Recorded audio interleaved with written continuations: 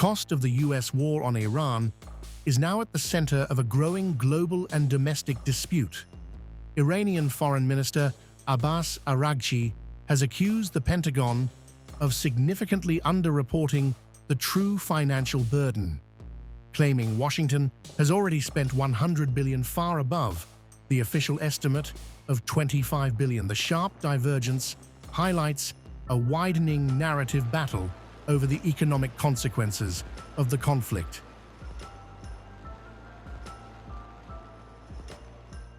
The Pentagon is lying. Netanyahu's gamble has directly cost America $100 billion so far, 4 times what is claimed. Indirect costs for U.S. taxpayers are far higher. Monthly bill for each American household is $500 and rising fast. Israel first always means America last. The Pentagon, however, maintains that the war has cost $25 billion, largely covering munitions and operational expenses.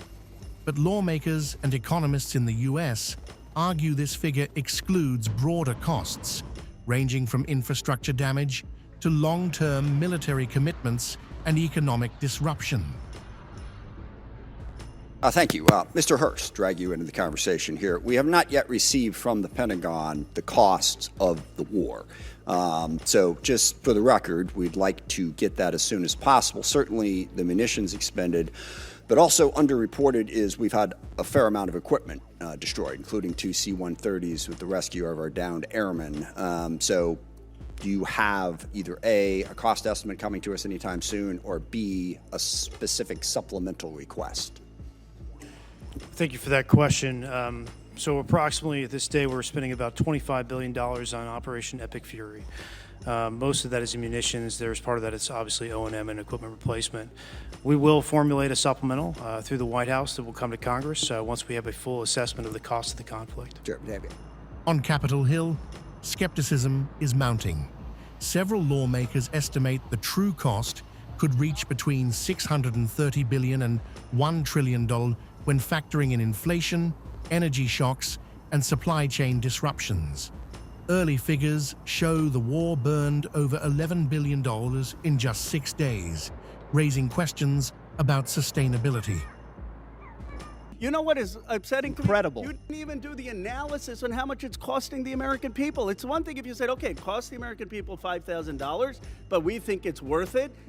That's what we've done in World War II and other wars. Here's what it costs. You got to pay for it. You don't even know what the average American is paying. You don't know what we paid in terms of the missiles that hit the Iranian school. You don't know what we're paying in terms of gas. You don't know what we're paying in terms of food. Your 25 billion number is totally off.